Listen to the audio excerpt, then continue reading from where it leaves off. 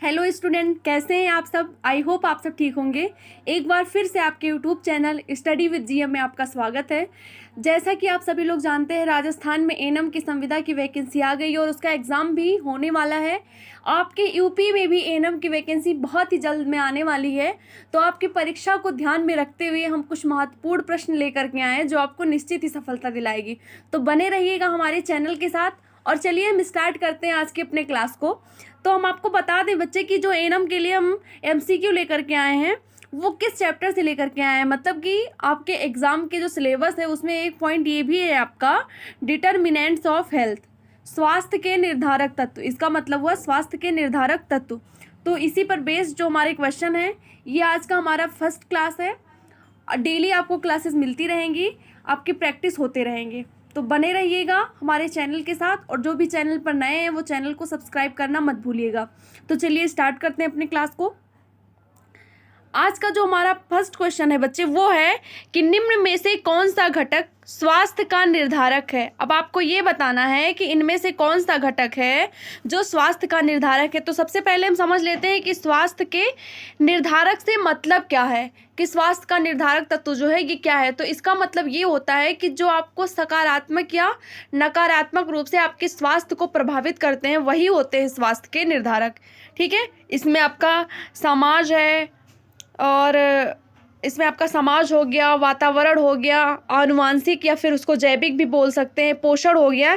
ये सब कारक जो हैं वो आपके स्वास्थ्य के निर्धारक तत्व के अंतर्गत या फिर निर्धारक कारक के अंतर्गत आते हैं।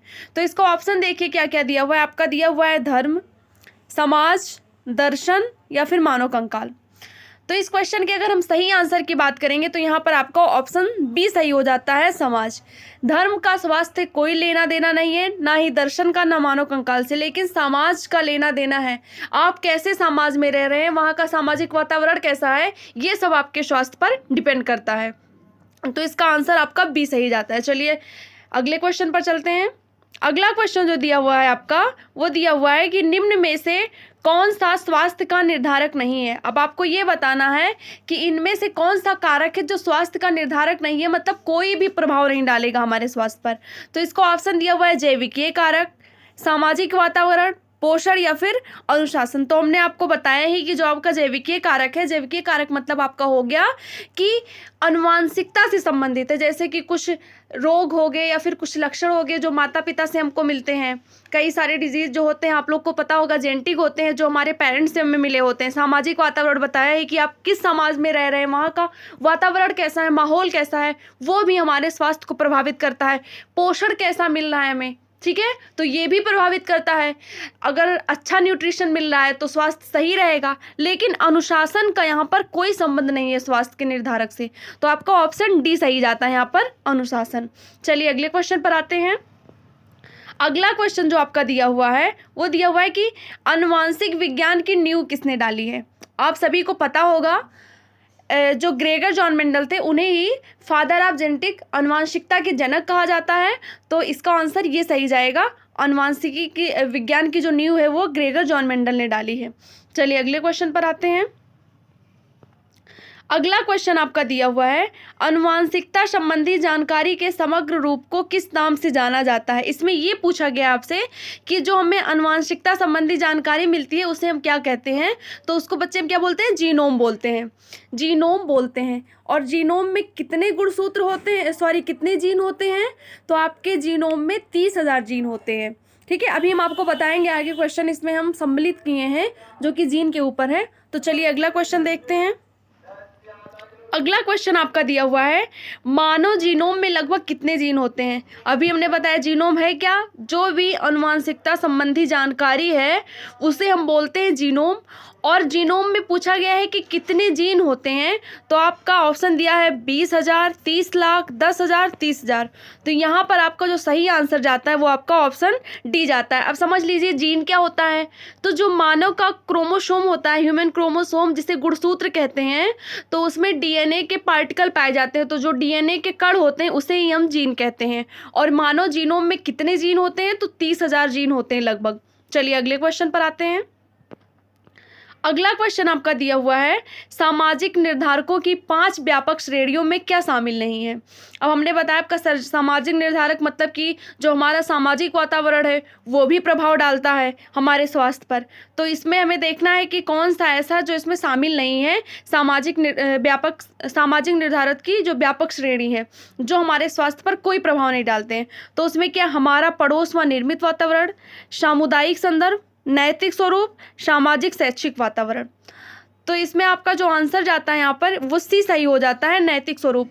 नैतिक स्वरूप का जो सामाजिक निर्धारक है उससे कोई लेना देना नहीं है। अब सामाजिक निर्धारक में हमारे पास पड़ोस के लोग कैसे रहते हैं, वहाँ का माहौल कैसा है, वो भी डिपेंड करेगा, ठीक है।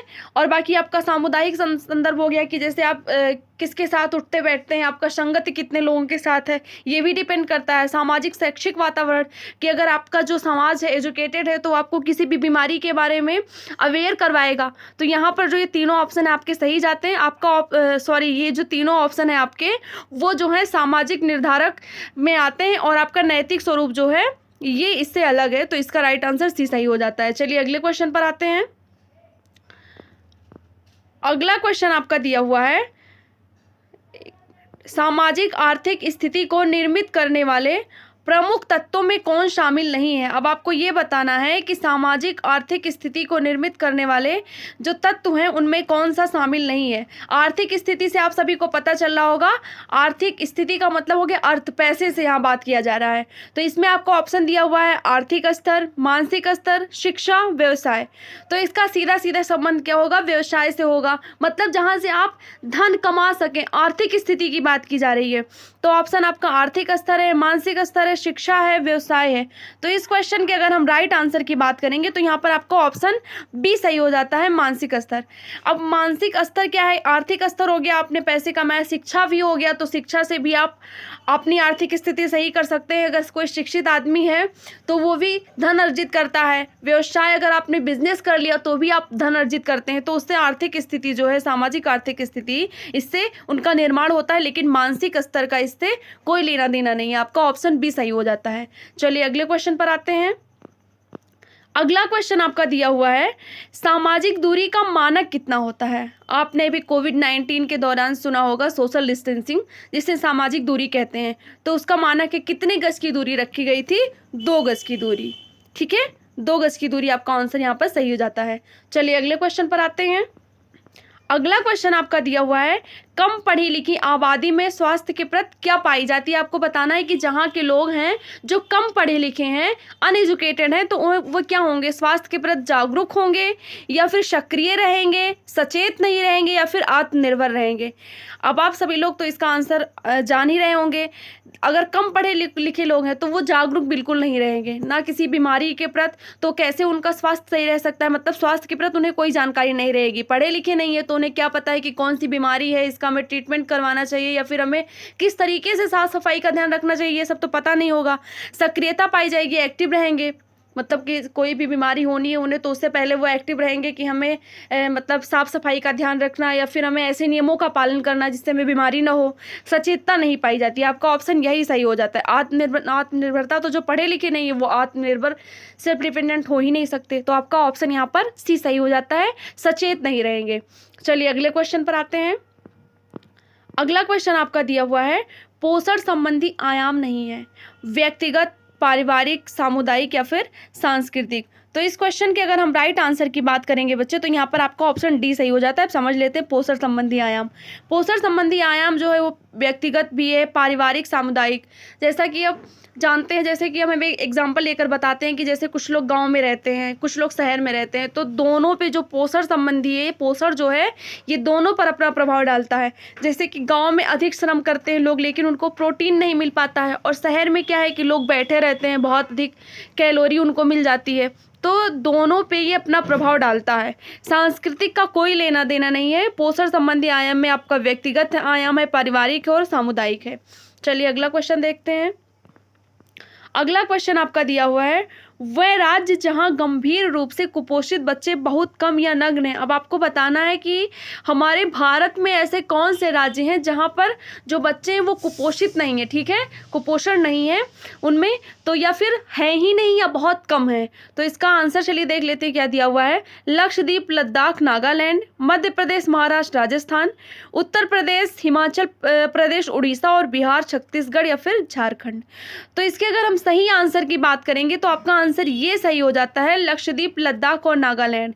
यहाँ पर कुपोषित बच्चे है ही नहीं, अगर कहीं देखने को मिलेंगे तो बहुत ही कम है। चलिए अगले क्वेश्चन पर आते हैं।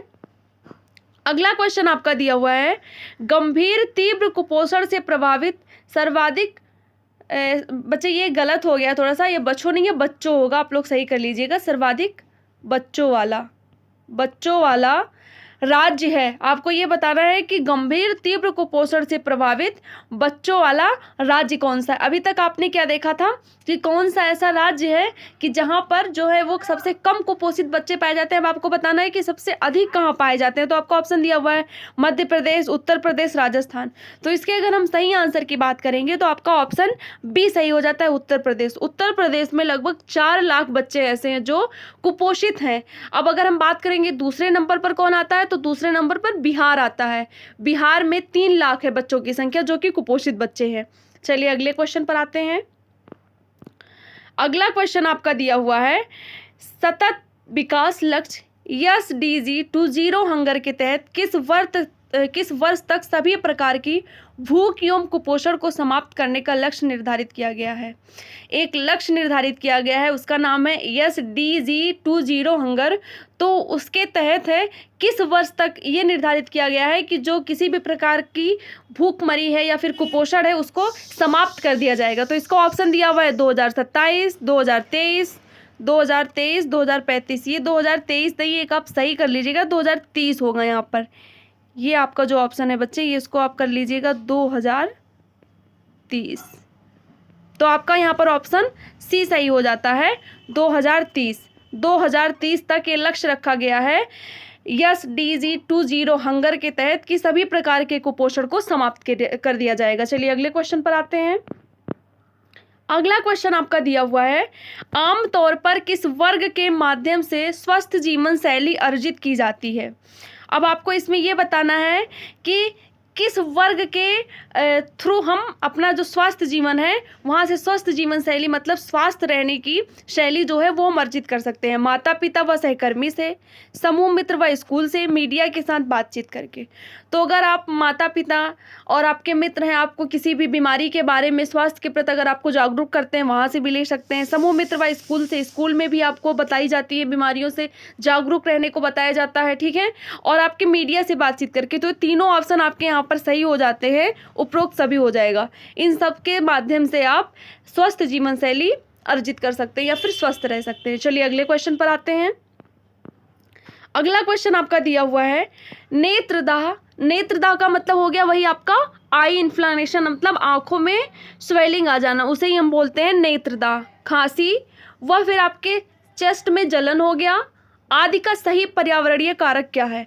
आपको बताना है, जो ये ऑप्शन दिए हुए हैं इसमें से कौन सा कारक है जिससे आपकी आंखों में सूजन आ सकता है, आपको खांसी हो सकती है, आपके चेस्ट में जलन हो सकता है, इसके अलावा कैंसर भी होता है, मोतियाबिंद भी होता है। तो इन सब का कारण क्या है। ऑप्शन है ओजोन परत का क्षरण, ध्वनि प्रदूषण, जल प्रदूषण।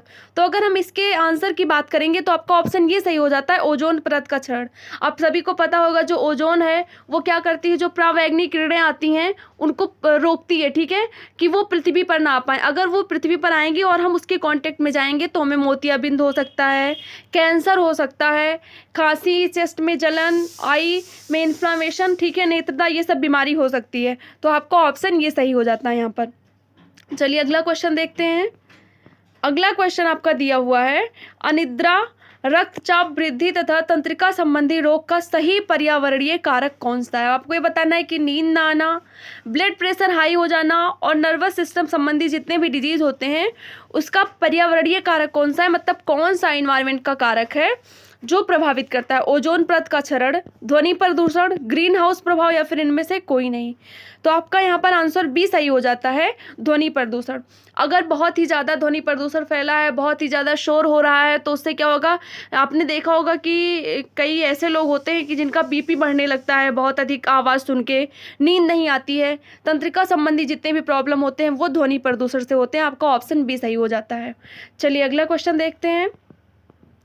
अगला क्वेश्चन दिया हुआ है आपका कि प्रदूषित वातावरण में किस आकार के कणिका तत्व मानव के श्वसन तंत्र में सीधे सीधे प्रवेश कर जाते हैं। आपको ये बताना है कि अगर आपका इन्वायरमेंट जो है वो बहुत ही ज़्यादा दूषित हो गया, प्रदूषण फैल गया है, कार्बन डाइऑक्साइड अधिक हो गए वहाँ पर, तो उसमें ये बताना है कि कितने छोटे जो पार्टिकल होते हैं वो हमारे श्वसन तंत्र में, रिस्पिरेटरी सिस्टम में डायरेक्ट चले जाते हैं। तो इसको ऑप्शन दिया हुआ है 20 माइक्रोन, 30 माइक्रोन से कम, 10 माइक्रोन से कम या फिर 25 माइक्रोन।